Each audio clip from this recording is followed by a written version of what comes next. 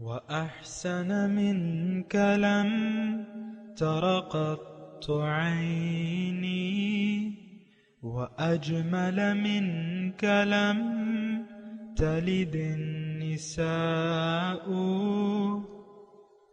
خلقت مبرأ من كل عيب خلقت مبرأ من كل عيب كأنك قد خلقت كما تشاء كتاب أنزلناه إليك مبارك ليدبروا آياته وليتذكر أولو الألباب.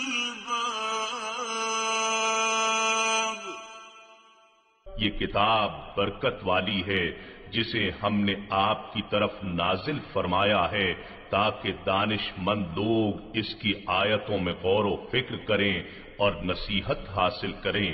اللہم صلی علی سیدنا محمد وعلی آل سیدنا محمد بعدد کل ذرۃ مئۃ الف الف مرۃ.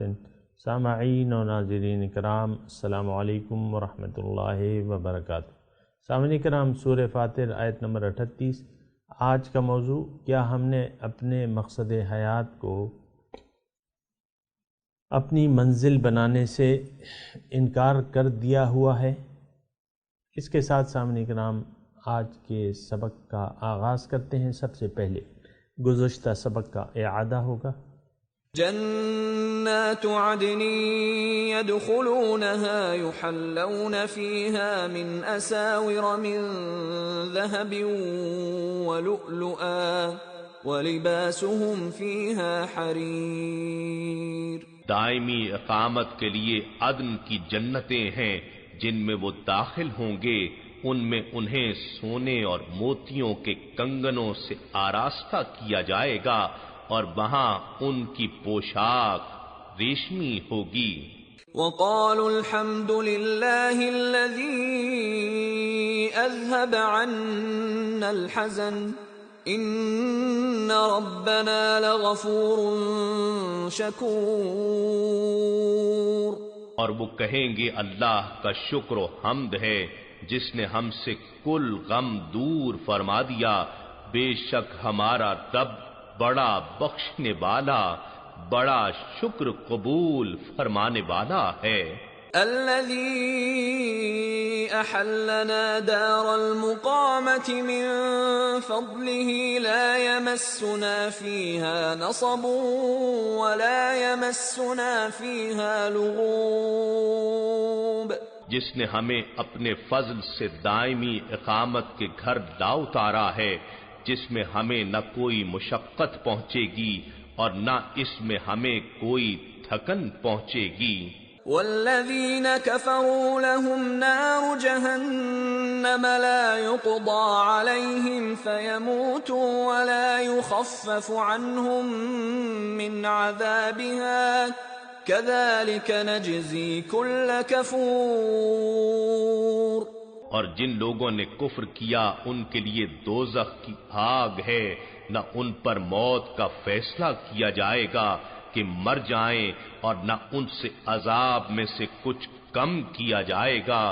اسی طرح ہم ہر نافرمان کو بدلہ دیا کرتے ہیں. وهم يصطرخون فيها ربنا أخرجنا نعمل صالحا غير الذي كنا نعمل أولم نعمركم ما يتذكر فيه من تذكر وجاءكم النذير فذوقوا فما للظالمین من نصیر. اور وہ اس دوزخ میں چلائیں گے کہ اے ہمارے رب ہمیں یہاں سے نکال دے، اب ہم نیک عمل کریں گے ان اعمال سے مختلف جو ہم پہلے کیا کرتے تھے. ارشاد ہوگا کیا ہم نے تمہیں اتنی عمر نہیں دی تھی کہ اس میں جو شخص نصیحت حاصل کرنا چاہتا وہ سوچ سکتا تھا، اور پھر تمہارے پاس ڈر سنانے والا بھی آ چکا تھا، بس اب عذاب کا مزہ چکھو، سو ظالموں کے لیے کوئی مددگار نہ ہوگا۔ سامعین کرام، سورہ فاطر آیت نمبر 38، ان اللہ عالم غیب السماوات والارض، بے شک اللہ تعالیٰ جاننے والا ہے آسمانوں اور زمین کی پوشیدہ باتیں، انہ علیم بذات صدور، اور بے شک وہ سینوں کے بھیدوں سے باخبر ہے۔ سامعین کرام، سورہ فاطر مکی صورت ہے، 5 نبوی اس کا شان نزول ہے، زمانہ نزول ہے، اور اللہ تعالیٰ اس صورت کے تقریباً آخری مضامین ہیں۔ اس صورت کے یعنی جو مضامین ہیں وہ توحید، رسالت اور آخرت پہ ہیں۔ بنیادی طور پہ پیغمبر کی ڈیوٹی اللہ تعالیٰ کی طرف لوگوں کو دعوت دینا ہے، یہ ایک بات نوٹ کر لیں۔ اور دوسری بات یہ ہے کہ اللہ تعالیٰ نے انسان کو اپنے لیے پیدا کیا ہے کہ یہ اللہ کو اپنی منزل بنا لے، اللہ کے لیے جینا سیکھ لے اور اللہ ہی کے لیے جیے۔ تو پھر ایسا ہوتا ہے کہ نفس امارہ ہمارا جو ہے وہ ہمیں گمراہ کرنے کی کوشش کرتا ہے، اور یہ ظاہر دنیا جو ہے یہ بھی ہمیں گمراہ کرنے میں اپنا کردار ادا کرتی ہیں، تو مختلف چیزوں کی طرف ہمارا جھکاؤ بن جاتا ہے، اور ہم یعنی شیطان یا طاغوتی قوتوں کی طرف متوجہ ہو جاتے ہیں، انہی کو اپنا ملجا اور ماوا تصور کر لیتے ہیں، انہی سے امیدیں لگا لگتے ہیں، یعنی ما سوی اللہ کی قوتوں کے سامنے ہم جھک جاتے ہیں اور اس کی اطاعت کرنے لگتے ہیں، تو پھر یہ چیز جو ہے ہمیں تباہی کی طرف لے جاتی ہے اور اسفل السافلین کی طرف لے جاتی ہے۔ حقیقت یہ ہے کہ معبود واحد جو ہے وہ ایک ذات ہے، اور وہ اللہ تعالیٰ کی ذات ہے، یعنی صرف اللہ کی بندگی کر کے ہی ہم اپنی منزل تک پہنچ سکتے ہیں۔ اب اللہ تعالیٰ کے سامنے جھک جانا یا اللہ کو منزل بنا لینا، یہ دعوت ہمیں اللہ تعالیٰ اپنے نبی کے ذریعے بھی دیتا ہے، اور نبی اپنی ذات میں ایک داعی اللہ ہے سامعین کرام، اور لوگوں کو شرک کے اندھیروں سے نکال کر توحید کی روشنی کی طرف لاتا ہے اللہ تعالیٰ بھی اور اس کا رسول بھی۔ سامعین کرام، آج کا جو سبق ہے جو ہم پڑھ رہے ہیں، ان اللہ عالم غیب السماوات والارض، کہ اللہ تعالیٰ جاننے والا ہے پوشیدہ باتیں آسمانوں، اور اس میں مضمون یہ ہے، اور دوسری اس میں یہ ہے انہ علیم بذات الصدور، اللہ تعالیٰ سینوں کے رازوں سے واقف ہے۔ ایک تو اس میں نقطہ یہ ہے سامعین کرام، اللہ تعالیٰ انسان کو اپنی جو طاقت ہے، جو قدرت ہے، اس کے بارے میں بتا رہا ہے۔ پھر یعنی اس میں بنیادی طور پہ مضمون یہ ہے کہ مقنن جو ہے، قانون بنانے والا، صرف عالم غیب و شہادت، یعنی ایک عالم ذات ہی، ایک قادر اور عالم ذات ہی انسان کے لیے قانون بنا سکتی ہے۔ اور اس میں ایک بات اور نوٹ کر لیں سامعین کرام کہ انسان کی کامیابی جو ہے وہ یعنی اللہ تعالیٰ نے اس چیز میں پوشیدہ رکھ دی ہے کہ انسان اپنی مرضی نہ جیے، ایک تو فضول مقصد نہ بنائے زندگی کے، باطل مقصود نہ بنائے، اور وہ حق کے لیے جینا سیکھ لے۔ تو جب یہ حق کے لیے جینا سیکھے گا تو یقیناً اس کو زندگی اللہ کی مرضی سے گزارنی ہوگی۔ یہ مضمون طویل ہے، میں بیان کرتا بھی رہتا ہوں، لیکن میں مختصر طور پہ آج کہہ رہا ہوں کہ اللہ تعالیٰ کے سامنے اگر یہ جھک گیا تو اس میں یہ کامیابی ہے، نہیں جھکا تو اس میں اس کی بربادی ہے۔ اور دوسری بات، ان اللہ عالم و غیب السماوات والارض میں مضمون یہ ہے سامعین کرام کہ ایک بہت باخبر ذات ہی انسان کے لیے ایک طریقہ کار وضع کر سکتی ہے زندگی گزارنے کا۔ تو یہاں مضمون یہ ہے ان اللہ عالم غیب، اللہ تعالیٰ تمام آسمانوں اور زمین کی پوشیدہ باتیں، یعنی وہ باتیں جو نہیں جانتا۔ پھر اس میں آگے مضمون ہے انہ علیم بذات الصدور، اللہ تعالیٰ سینوں کے بھیدوں سے واقف ہے۔ یعنی دوسری جگہ یہ ہے کہ وَلَقَدْ خَلَقْنَا الْإِنسَانَ وَنَعْلَمُ مَا تُوَسْوِسُ بِهِ نَفْسُهُ، اللہ تعالیٰ فرماتا ہے کہ میں نے انسان کو پیدا کیا ہے اور میں جانتا ہوں کہ اس کا نفس جو اسے توسوس به نفسه، کہ جو اس کو یعنی اس کا نفس اس کو بتاتا ہے یا وسوسہ ڈالتا ہے، یعنی انسان کے یعنی جو باطنی احساسات ہیں اللہ تعالیٰ فرما رہے ہیں میں اس سے واقف ہوں، جو اس کے دل میں وسوسے آتے ہیں اس سے بھی واقف ہوں، جو اس کے دلوں کے سینوں کے بھیدوں سے میں باخبر ہوں اس کے۔ دوسرا اس آیت کا پہلا جو حصہ ہے سامعین کرام، ان اللہ عالم غیب السماوات والارض، اللہ تعالیٰ آسمانوں اور زمین کا غیب جانتا ہے، یعنی ہر چیز اللہ تعالیٰ کے علم میں ہے، دست قدرت میں ہے، علم میں ہے۔ تو ایسی ہی ذات اس بات کی مستحق ہے کہ وہ انسان کے لیے ایک قانون بنا دے یا اس کی کامیابی کا ایک طریقہ مقرر کر دے۔ اس آیت میں بہت بڑا مضمون ہے، لیکن یہ ہے کہ تھوڑی سی اگر آپ میرے خیال سے آپ سمجھ گئے ہوں گے، اس آیت کے مفہوم کو سمجھ گئے ہوں گے کہ اللہ تعالیٰ ہی واحد قادر اور عالم ذات ہے، جو انسان سے ماورا تخلیقات ہیں یا جو انسان کے سینے کے اندر ہیں، وہ ساری پوشیدہ باتیں اللہ تعالیٰ فرمانے میں جانتا ہوں، میں نے انسان کے لیے ایک ہدایت، ایک کامیابی کا راستہ مقرر کر دیا ہے، اور اس کی کامیابی صرف اور صرف اس راستے پر چلنے میں ہے جو میں نے اس کے لیے مقرر کیا ہے، اور وہ راستہ سب سے زیادہ صحیح ہے، اس کے علاوہ تمام راستے غلط ہیں۔ ماذا بعد الحق الا الضلال۔ تو سامعین اکرام آگے چلتے ہیں۔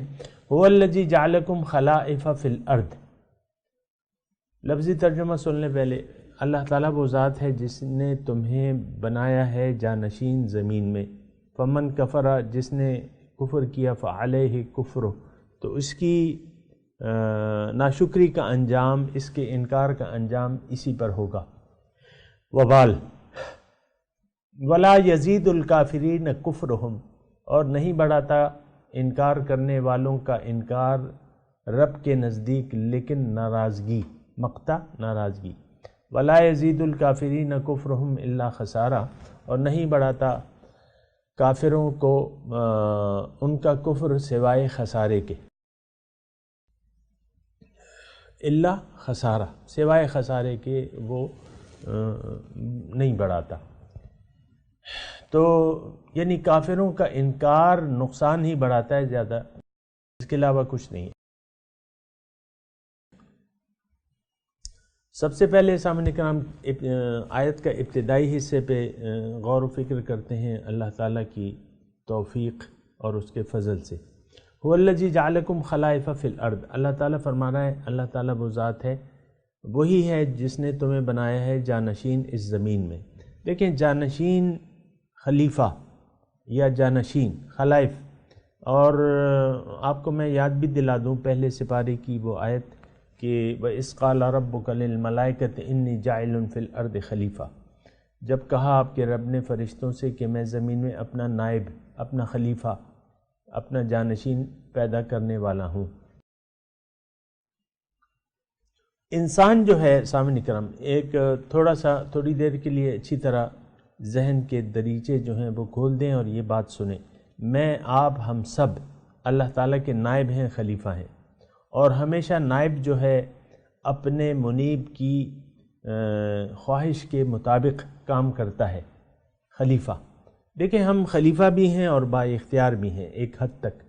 اب ہم نے یعنی اپنی خلافت کا عرصہ جو ہے وہ اللہ تعالیٰ کی مرضی سے گزارنا ہے یا اللہ تعالیٰ کی ہدایت کے مطابق گزارنا ہے۔ یہ ایک ایسی بات ہے سامعین کرام کہ یعنی بہت سلجھی ہوئی بات ہے، اس میں کوئی دو رائے نہیں ہو سکتی۔ ظاہر ہے، دیکھیں میں آپ کو بتاؤں، ایک اسکول میں ایک پرنسپل ہے اور اس کے باقی جو ہیں اساتذہ اس کے نائب ہیں، نائب کی حیثیت سے۔ پالیسی جو ہے وہ پرنسپل کی ہوتی ہے، ٹیچنگ پالیسی یا میتھڈ وغیرہ یہ سب، یا نصاب کا وہ جو ہے سارے، مختصر یہ کہ اسکول کا تمام انتظام جو ہے وہ چلانے والا پرنسپل ہوتا ہے، اس کی مرضی سے ہوتا ہے۔ باقی اس کا قانون، ٹیچر وغیرہ اس کا قانون نافذ کرنے والے ہوتے ہیں۔ یا اگر میں یہ کہوں، آج آپ کے ملک میں پارلیمانی نظام ہے تو وزیر اعظم جو ہے چیف ایگزیکٹو وہ ایک ہے، اور وہ وزیر اعظم ہے، اور اگر بالفرض نائب وزیر اعظم ہے، نائب وزیر اعظم، تو ظاہر ہے کہ وہ اپنی مرضی سے کچھ بھی نہیں کر سکتا۔ اس کا تو کام یہ ہے کہ وہ وزیر اعظم کی پالیسیوں کا نفاذ کرے یا اس کی ترویج کرے۔ تو تقریباً سامعین کرام یہی بات ہے کہ اصل جو ہے وہ مالک ہے، آقا ہے، اور پھر اس کے بعد جو ہے وہ خلافت آتی ہے، خلافت کا نمبر جو ہے اس کے بعد ہے۔ تو اصل مالک اور آقا سامعین کرام ہمارا کون ہے؟ اللہ تعالیٰ کی ذات ہے، وہی ہمارا خالق ہے، مالک ہے، اور ہم اس کے مملوک ہیں یا خلیفہ ہیں یا نائب ہیں۔ بہرحال یہ مضمون جو ہے یہ طویل ہے، ہو بھی سکتا ہے، لیکن یہ ہے کہ میں وہ نقطہ یہاں بیان کر رہا ہوں کہ خلیفہ جو ہے وہ مالک نہیں ہوتا، وہ خلیفہ ہوتا ہے۔ اب خلافت کا کام صحیح طریقے سے انجام دینے میں ہی انسان کی نجات ہے۔ دیکھیں ایک اور طریقے سے یہ بات کرتے ہیں، کائنات میں اللہ تعالیٰ کی مخلوقات ہیں، بے حد و حساب ہیں، ہمیں اس کا شمار نہیں معلوم۔ یعنی اللہ تعالیٰ کی مخلوقات چھوٹی بھی ہیں، بڑی بھی ہیں، چوٹی بھی ہے، پھر سورج بھی ہے، چاند بھی ہے، یہ تمام جو کائنات ہے، یا پھر ادھر آپ آ جائیں، ہر ایک چیز، فصل ہے، بیج ہے، میوے ہیں، یہ ساری چیزیں جو ہیں یہ اللہ تعالیٰ کے قانون کے تحت یعنی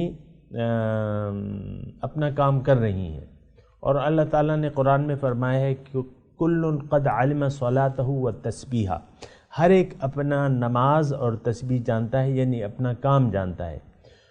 شہد کی مکھی کو دیکھ لیں کہ اس کو اللہ تعالیٰ نے ایک وحی کر دی ہے، ایک طریقہ کار اس کے لیے مقرر کر دیا ہے، تو وہ شہد بنا سکتی ہے اور کچھ کام کر ہی نہیں سکتی، اور وہ پابند ہے شہد بنانے کی، اس کی فطرت ہے اور وہ مجبور ہے۔ تو ہر ایک چیز جو ہے اپنی فطرت پر مجبور ہے۔ اس کا نتیجہ کیا ہے کہ ہر ایک چیز اپنے کمال تک پہنچی بھی ہے۔ میں نے یہ مختصر جملہ بولا ہے، ہر ایک اپنے کمال، یعنی اللہ تعالیٰ نے اس کی فطرت میں جو قانون مقرر کر دیا ہے، ہر چیز اس کے مطابق چل رہی ہے اور اپنے کمال تک پہنچ رہی ہے۔ اب دیکھیں، انسان کا ایک مقصد ہے، انسان بھی اللہ تعالیٰ کی، میں اور آپ اللہ تعالیٰ کی ایک مخلوق ہیں۔ ہمارا جو نقطہ عروج ہے یا ہماری جو معراج ہے، یہ نقطہ تھوڑا سا سامنے کا ہم تھوڑی دیر کے لیے سن لیں۔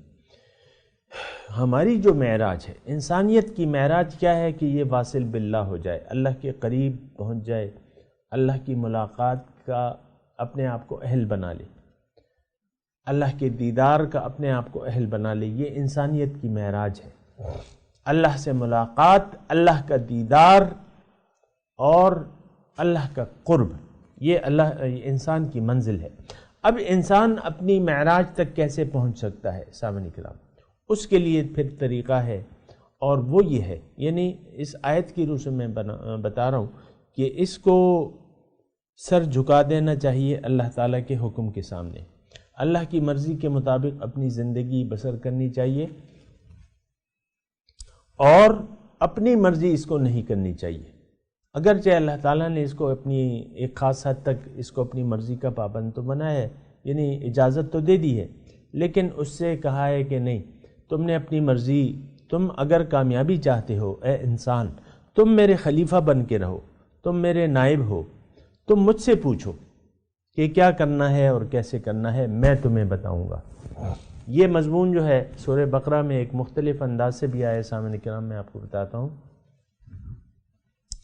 کہ اہبطوا منہا فإما یأتینکم منی ھدی فمن تبع ھدایا فلا خوف علیہم ولا ھم یحزنون والذین کفروا وکذبوا بآیاتنا اولئک اصحاب النار ھم فیہا خالدون۔ تقریباً اس آیت کا مضمون مختلف الفاظ میں اللہ تعالیٰ نے سورہ بقرہ میں یا اور دیگر جگہ بھی بیان کیا ہے، اور جو آیت میں نے آپ کو پڑھ کے سنائی ہے اس کا ترجمہ یہ ہے کہ اللہ تعالیٰ نے جب انسان کو اتار رہا تھا یا آدم کو زمین پہ بھجوا رہا تھا تو اس کو ایک بنیادی ہدایت اور نصیحت کر دی کہ اہبطوا منہا فإما یأتینکم منی ھدی فمن تبع ھدایا فلا خوف علیہم ولا ھم یحزنون۔ جاؤ بھئی، نیچے جاؤ زمین میں، تم میرے خلیفہ ہو، میرے نائب ہو، لیکن زندگی کا گزارنے کا طریقہ میں تمہیں بتاؤں گا، ہدایت میں تمہیں دوں گا۔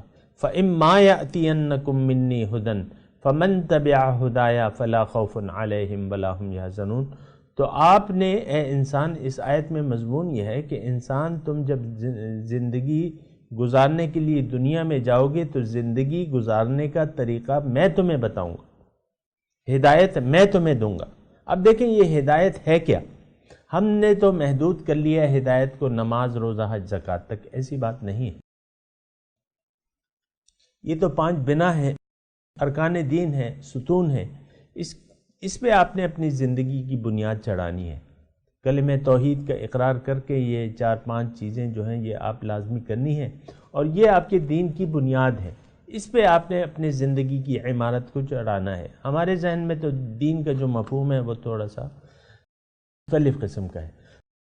تو اما یأتینکم منی ھدی، میں تمہیں بتاؤں گا، میں تمہیں ہدایت دوں گا، میں تمہیں سلیقہ بتاؤں گا کہ تم نے اللہ کا کہ تم نے اپنی معراج تک کیسے پہنچنا ہے۔ تو جس نے ان ہدایات کا اتباع کیا،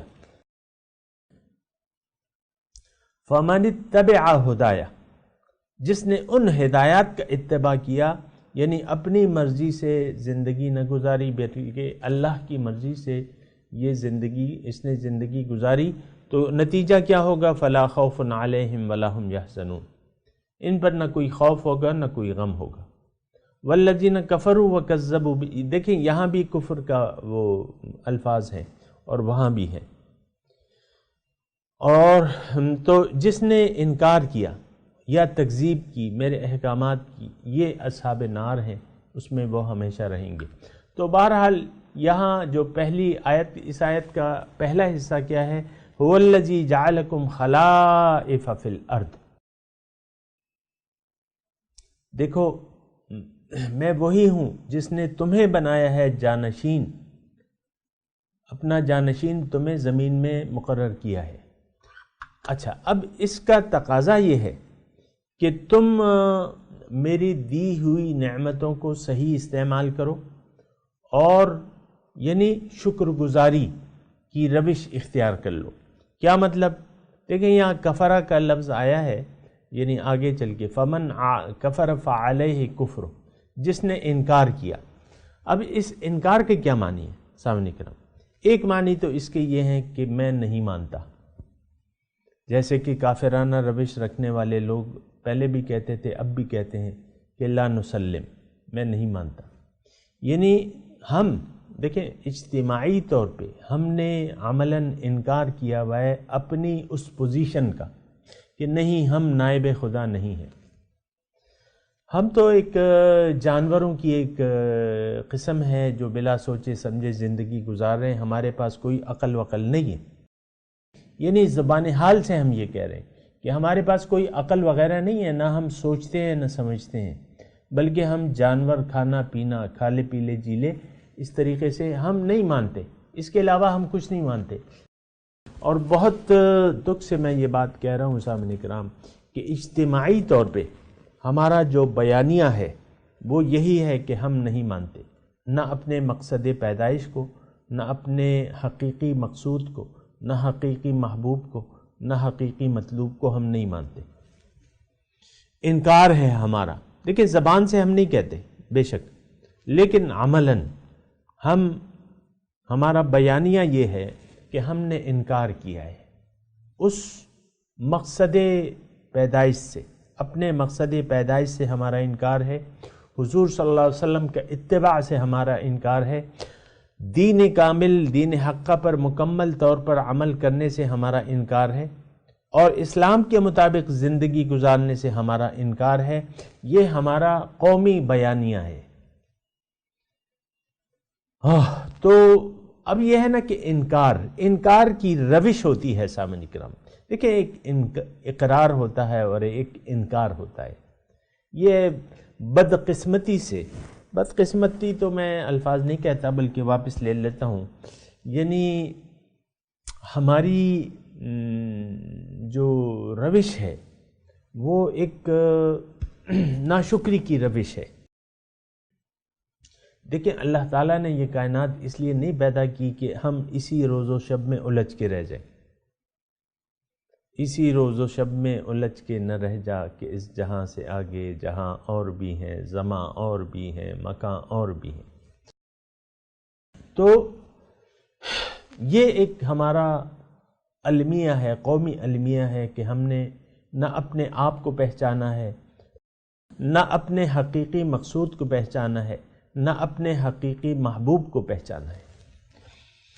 پھر ہمارا المیہ یہ بھی ہے کہ ہم ظاہر زندگی پر دھوکہ کھا چکے ہیں اور ظاہر ہی کو ہم نے منزل بنا لیا ہے۔ یہ بھی بہت بڑی افسوس کی بات ہے، دکھ کی بات ہے کہ ہم ظاہر پہ دھوکہ کھا چکے ہیں، اور اللہ تعالیٰ نے ہمیں اس سے خبردار بھی کیا ہے کہ فَلَا تَغُرَّنَّكُمُ الْحَيَاةُ إِنَّ وَعْدَ اللَّهِ حَقٌّ فَلَا تَغُرَّنَّكُمُ الْحَيَاةُ الدُّنْيَا وَلَا يَغُرَّنَّكُمْ بِاللَّهِ الْغَرُورُ، تمہیں دنیا کی زندگی دھوکے میں نہ ڈال لے۔ لیکن افسوس سے یہ کہنا پڑتا ہے کہ ظاہر دنیا کی زندگی نے ہمیں دھوکے میں ڈال دیا ہے، اور ہم نے ظاہری کامیابی کو معیار بنا لیا ہے کامیابی اور ناکامی کا۔